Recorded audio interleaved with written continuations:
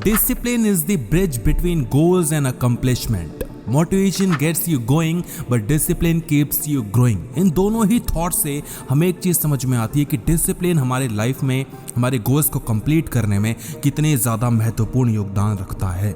लेकिन हम कभी डिसिप्लिन पे ध्यान देते ही नहीं है। हम बस बड़ी बड़ी बातें करना चाहते हैं, बड़े बड़े ख्वाब रचना चाहते हैं और मेहनत करना ही नहीं चाहते। हम मेहनत करना चाहते हैं बस अपने दिमाग में, कभी भी हाथों से मेहनत नहीं करना चाहते। लेकिन अगर हाथों से मेहनत करना है तो उसके लिए डिसिप्लिन लाना पड़ता है, उसके लिए जो सोचा है उसको करके दिखाना पड़ता है। लेकिन करने में आलस आता है, करने का मन नहीं करता, कल करेंगे ये वाली सोच आती है। इस वीडियो में हम 3 ऐसी बातें सीखने वाले हैं जिसके बाद जो आपका डिसिप्लिन होगा वो एक मिलिट्री कमांडर जैसा, लीडर जैसा हो जाएगा। जैसे आर्मी के एक प्रोफेशनल को अगर आपने देखा, वो जिस तरीके के डिसिप्लिन इंसान होते हैं वैसे डिसिप्लिन आप भी बन पाएंगे। सबसे पहला स्टेप है डिसिप्लिन में रहने का, वो है establish clear goals and priorities.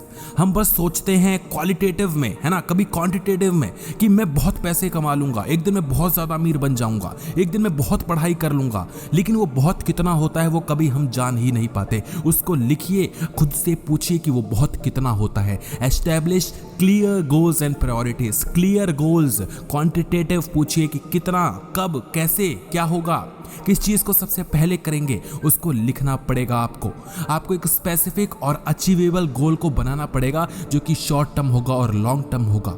अगर आप चाहते हैं कि आप करोड़पति बन जाएंगे तो पहले आपको खुद से पूछना पड़ेगा कि पहले 1 लाख से जो 10 लाख का सफर होगा वो किस तरीके से आप पूरा करने वाले हैं। फिर जो 10 लाख से 1 करोड़ का सफर होगा वो कैसे पूरा करने वाले हैं, यानी कि शॉर्ट टर्म और लॉन्ग टर्म। आपको प्रायोरिटाइज करना पड़ेगा अपने टास्क को कि सबसे पहले उस 10 लाख को कमाने के लिए कौन कौन से काम करने पड़ेंगे। खुद को रिस्पॉन्सिबिलिटी लेनी पड़ेगी और अगर आप किसी को रिस्पॉन्सिबिलिटी देना चाहते हैं, कोई टीम बनाना चाहते हैं तो वो भी आपको लिखना पड़ेगा। फिर उसके बाद आपको एक स्ट्रक्चर्ड प्लान बनाना पड़ेगा कि वो चीज़ें कैसे कैसे कब कब एग्जीक्यूट होंगी। सिर्फ सोच लेने से चीज़ें नहीं होती। जब आप उसको लिखते हैं, जब आप काम को डिस्ट्रीब्यूट करते हैं तो आपके पास एक प्रेशर आता है और उसके बाद आप डिसिप्लिन ज़्यादा रह पाते हैं, ना कि बस बातें बना पाते हैं। दूसरा स्टेप यहाँ पर है क्रिएट एंड फॉलो रूटीन्स।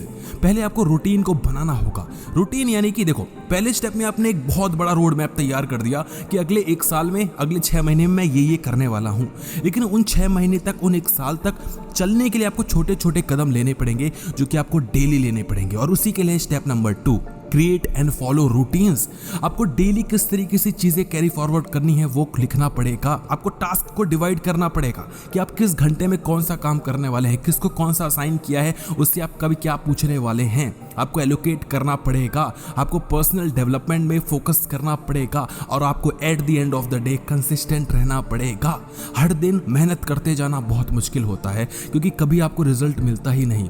6 महीने तक क्या होगा वो सब सामने दिख जाता है, लेकिन हर एक दिन जब आप मेहनत करते हैं और आपको दिखता है कि मुझे कुछ मिल ही नहीं रहा और ख्वाब हम 6 महीने के देख रहे होते हैं, लेकिन वहां पर जो टिक के काम करता है, जो विदाउट कोई रिजल्ट के ही काम करता चला जाता है, उसको दिखता है 6 महीने बाद इतना तगड़ा रिजल्ट कि वो सोच भी नहीं पाता।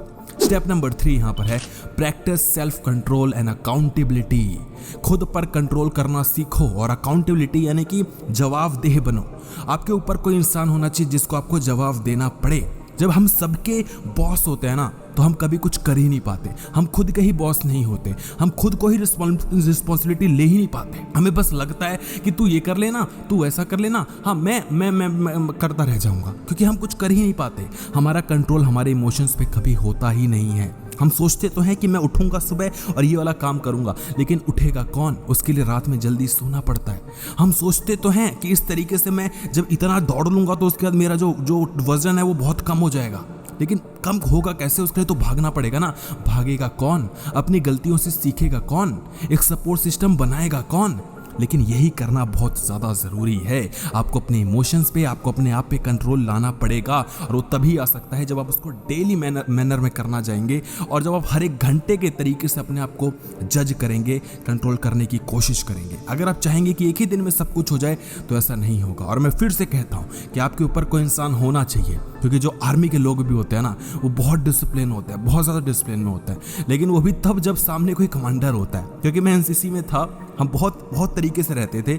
लेकिन तब जब सामने हमें लगता था कि भाई खड़े हैं सर, और वो बस जो जनाब है ना वो तोड़ देंगे अगर तुमने कुछ भी हरकत नहीं की, तो हम बिल्कुल सीधे खड़े रहते थे। और जहाँ वो इधर उधर जाते थे हम थोड़ा मस्ती करते थे। तो आपके ऊपर जब कोई एक इंसान होता है जो आपको दबा के रखता है, तो आप दब के रहते हो। तो ये तीनों ही स्टेप्स आपको बहुत ज़्यादा मिलिट्री की तरह एक डिसिप्लिन इंसान बना देंगे, और उसके बाद आपको आगे बढ़ने से कोई रोक नहीं सकता। धन्यवाद।